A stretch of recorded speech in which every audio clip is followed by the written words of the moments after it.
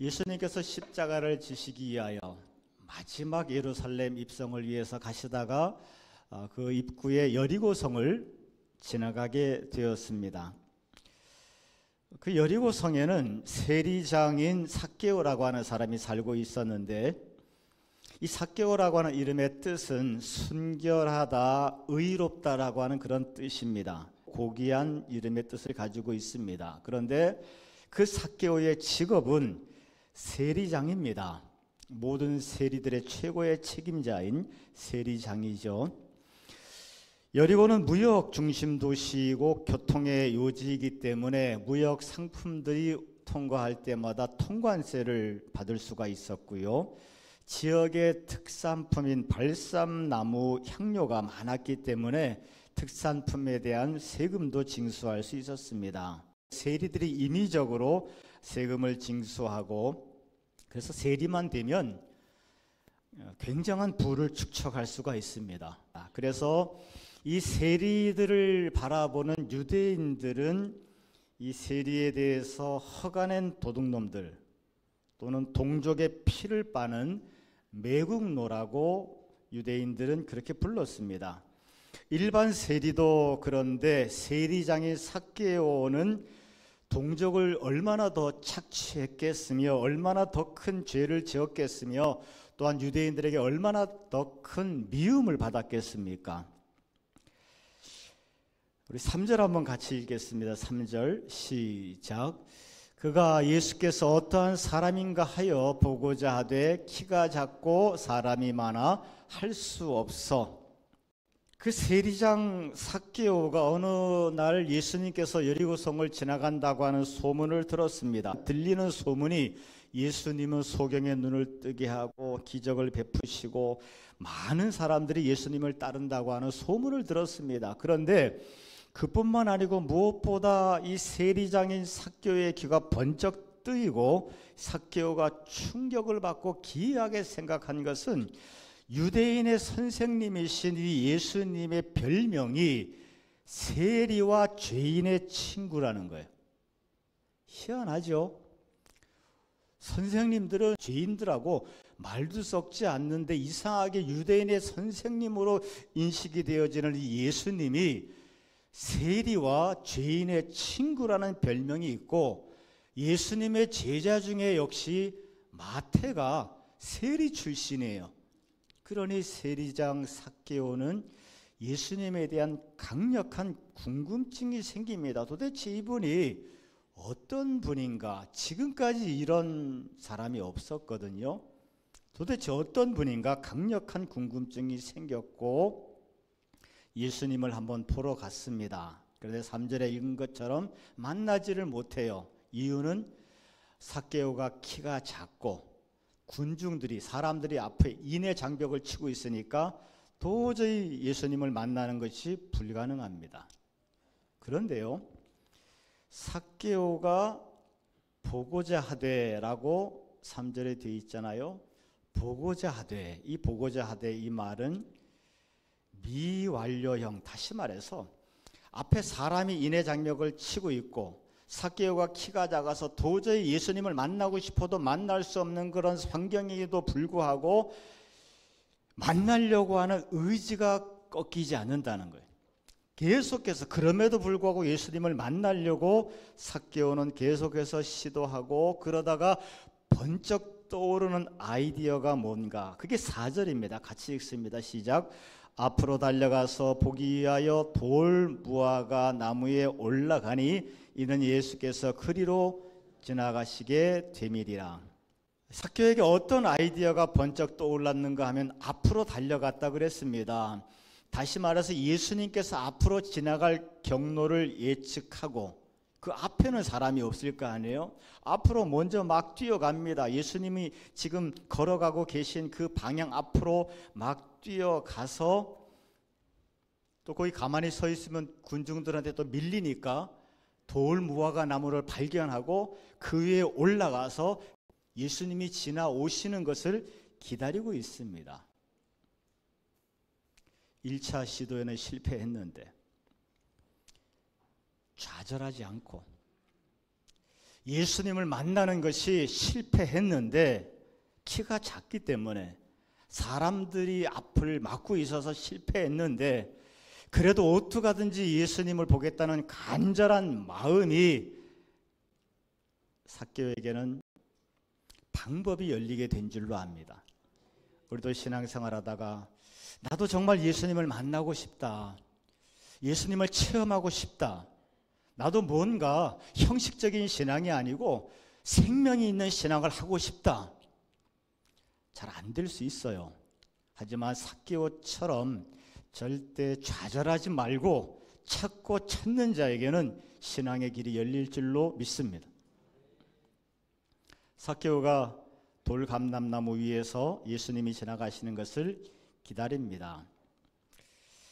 단순한 호기심이라면 1차 때 포기할 수 있습니다. 그런데 계속 방법을 찾고 결국 나무 위에까지 올라가서 예수님을 보려고 하는 모습, 뭐가 이렇게 삭개오를 간절하게 만들었을까요? 삭개오는 단순한 호기심이 아니고 뭔가 간절하고 절박한 마음으로 지금 돌감람나무 위에서 예수님을 보기를 원하고 있습니다. 도대체 삭개오는 어떤 마음으로 예수님을 이렇게 절박하게 만나기를 원했을까요?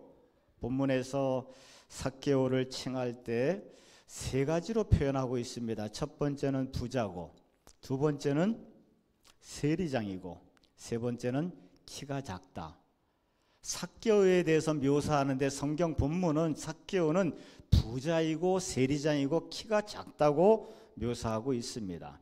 부자라고 하는 것은 돈이라고 하는 권력을 가진 사람이죠. 사람들이 뒤에서는 손가락질할지 몰라도 그 앞에서는 함부로 못 대하는 사람, 돈이라고 하는 권력을 가진 사람, 삭개오는 부자, 돈이라고 하는 권력을 가진 사람이라고 묘사하고 있습니다. 뒤에서는 욕할지언정 앞에서는 함부로 대할 수 없는 돈이라고 하는 권력을 가진 사람이라고 삭개오를 묘사하고 있습니다. 두 번째로는 세리장이라고 묘사하고 있는데 삭개오가 돈이라고 하는 권력을 가지게 된 이유가, 배경이 세리장이에요.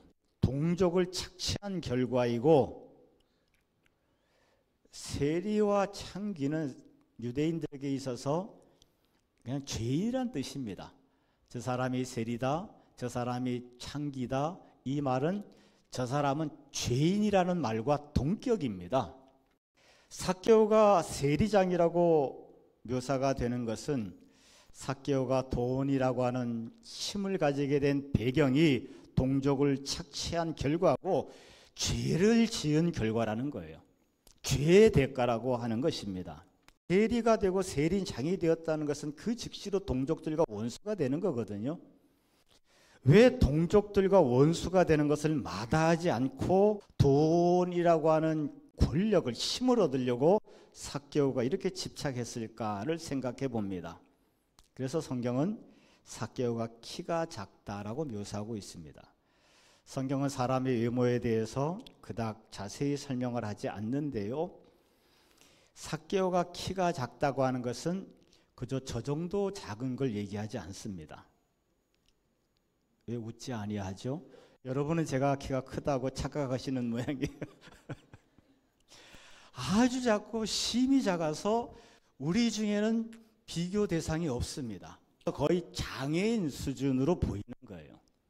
그 정도로 심이 작습니다. 당시 유대인들은 장애인들에 대한 차별이 굉장히 심한 분위기였습니다. 그러면 미루어 짐작이 되죠. 삭개오는 어려서부터 친구들한테 따돌림을 당하고 무엇보다 무시당하면서 살아왔다라고 하는 것을 유추해 볼 수가 있죠. 삭개오도 꿈틀하는데 화가 나서 저항해 보지만 키가 작고 힘이 약합니다. 그러니 저항을 해도 힘이 없어서 당해내지 못하고, 이런 부분들이 삭개오의 마음에 가득 차 있다 보니까 삭개오는 동족들의 피를 짜서라도, 고열을 짜서라도 자기도 힘을 가지고 싶은 거예요. 무시당하지 않고 싶은 겁니다. 나를 무시했던 그들이 고통받는 것, 삭개오는 자기가 신경 쓸 문제가 아니죠. 그들이 나를 무시했는데 나를 무시한 그들이 고통받는 것 내가 신경 쓸 문제가 아닌 거예요.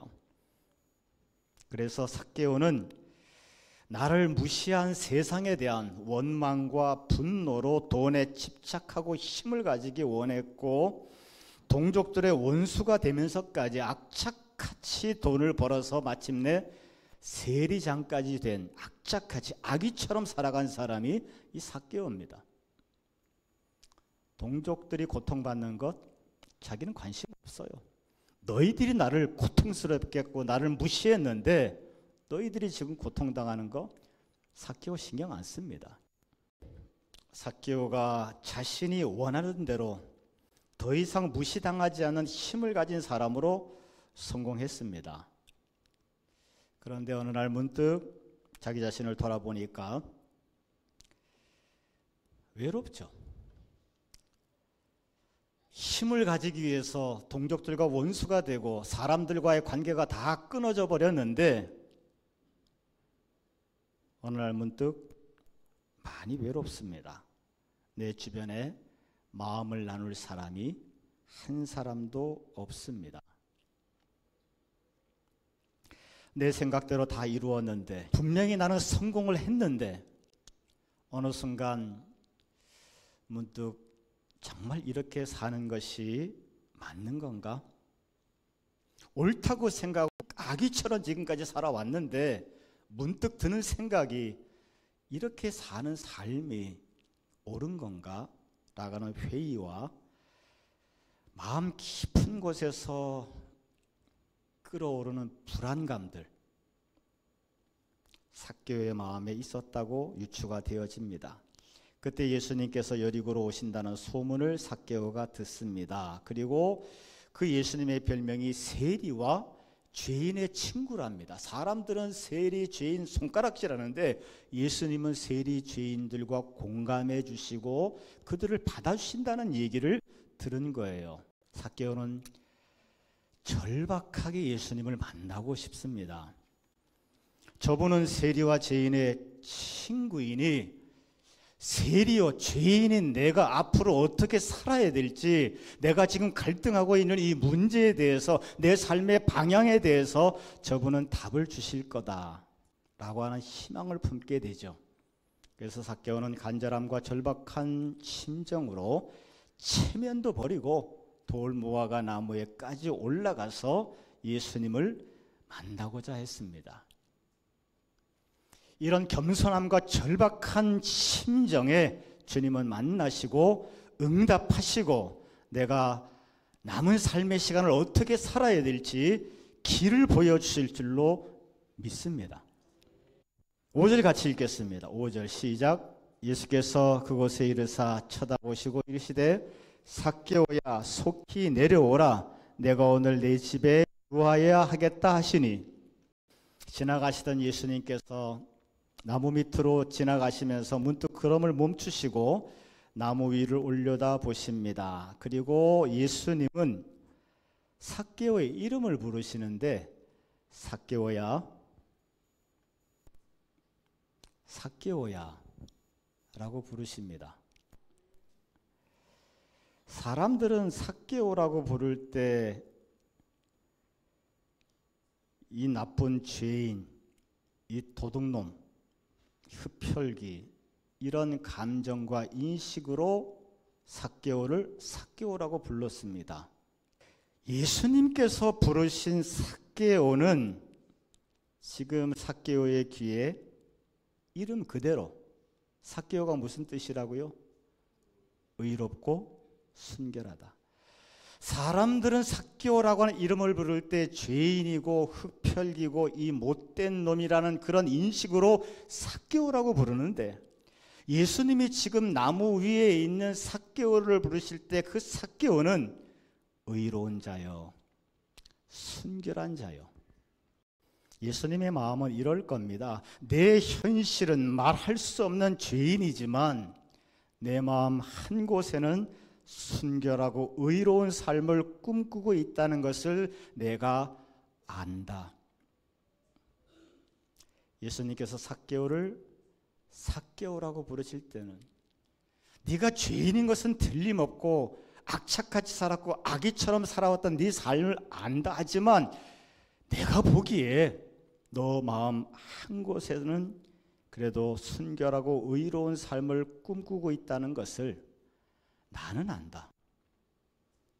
예수님은 우리를 보시고 우리를 아시고 우리 각 사람에게 맞게 말씀해 주실 줄로 믿습니다. 그리고 예수님은 이어서 삭개오에게 5절 말씀 같이 읽습니다. 시작. 삭개오야 속히 내려오라. 내가 오늘 네 집에 유하여야 하겠다 하시니. 속히 내려오라가 뭡니까? 이제 그만 갈등해라. 이제 그만 고통해라. 삶에 양다리 걸치지 말고 이제는 확실하게 생명의 삶을 살아라. 이제 그만 고통당하고 그만 갈등하고 그만 힘들어해라. 속히 내려와라 라고 말씀을 하시면서 오늘 내 집에 유하여야겠다. 7절에 보면 사람들이 수군수군합니다. 유대인들의 선생들은 죄인과 밥을 먹지도 않고 절대 집에 들어갈 수 없는데 도대체 예수님은 무슨 생각으로 저 죄인 중에 괴수인 세리장 삭개오의 집에 가시겠다는 말씀인가? 사람들이 뒤에서 손가락질하고 수군수군합니다. 그만큼 파격적인 일이죠. 오늘 내가 내 집에 유하여야겠다.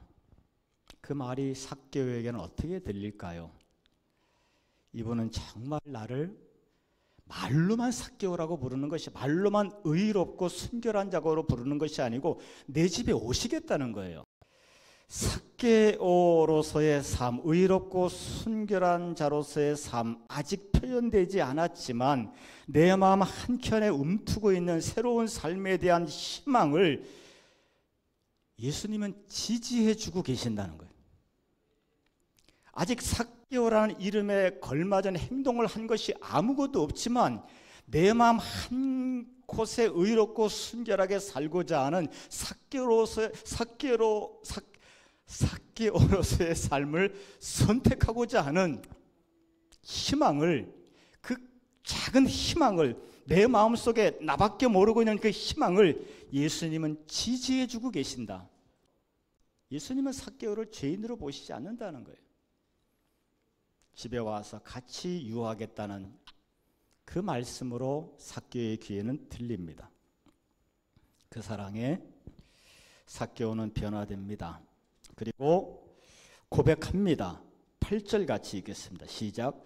삭개오가 서서 주께 여짜오되 주여 보시옵소서 내 소유의 절반을 가난한 자들에게 주겠사오며 만일 누구의 것을 속여 빼앗은 일이 있으면 내 갑절이나 갚겠나이다. 삭개오는 스스로 알고 진정으로 회개합니다. 회개는 입술로만 하는 것이 아니고 생각으로만 하는 것이 아니고 삶이 동반되는 것이 진정한 회개요. 내가 살아가던 삶의 방향, 세리장으로서의 삭개오의 삶이 순결하고 의로운 자로서의 삭개오의 삶으로 삶의 방향이 변화되는 것이 회개인 줄로 믿습니다. 돈에 집착하던 삭개오가 돈을 내려놓는다고 하는 것, 진정한 회개를 하는 것이죠. 삭개오에게는 돈이 힘이고 삶의 유일한 의미였습니다.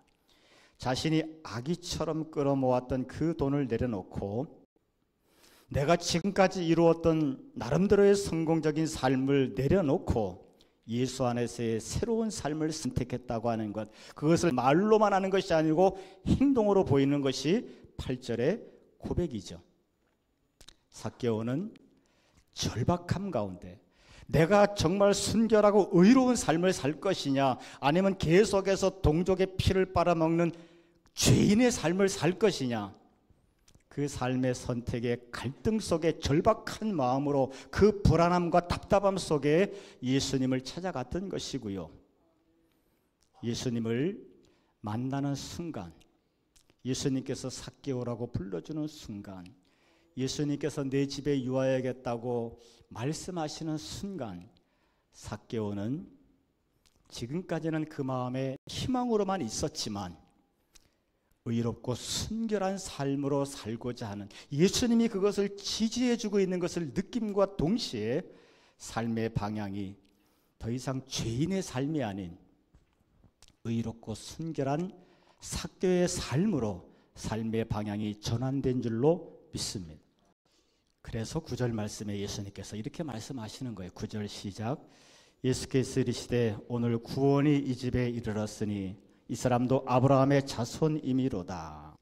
예수님과 삭개오 사이에 구체적인 얘기는 없습니다. 만 예수님은 보시고 아시는 것이고 삭개오의 마음속에는 엄청난 회개와 변화의 역사가 이루어지고 감격과 감동의 고백이 이루어지는 것이죠. 그래서 그 삭개오의 모습을 다 보신 예수님께서 9절의 말씀을 결론적으로 선포합니다. 예수께서 이르시되 오늘 구원이 이 집에 이르렀으니 이 사람도 아브라함의 자손이미로다. 다시 말해서 너는 더 이상 지옥불에 떨어질 죄인이 아니고 아브라함의 자손, 구원받은 자다. 하나님의 사랑받는 자녀이다라고 예수님께서 선포하고 계십니다. 삭개오는 죄 가운데 깊이 빠져 살았던 삶입니다. 어느 순간 자신이 추구했던 삶에 대해서 의문을 품기 시작하고 절박한 마음으로 예수님께 왔고 예수님은 그를 만나 주셨습니다. 그래서 10절 말씀이 이루어진 거죠. 같이 읽습니다. 인자가 온 것은 잃어버린 자를 찾아 구원하려 함이니라. 예수님이 이 땅에 오신 것은 삭개오와 같은 죄인을 찾으러 오신 것이고 그 삭개오가 회개하고 변화되어 새롭게 살도록 이 땅에 오신 줄로 믿습니다. 인자가 온 것은 잃어버린 자를 찾아서 죄인을 찾아서 구원시키려 합니다. 이 말씀이 우리에게 확신되어지시기 바라고 우리 주변에 퍼져나가기를 주님의 이름으로 축원하겠습니다.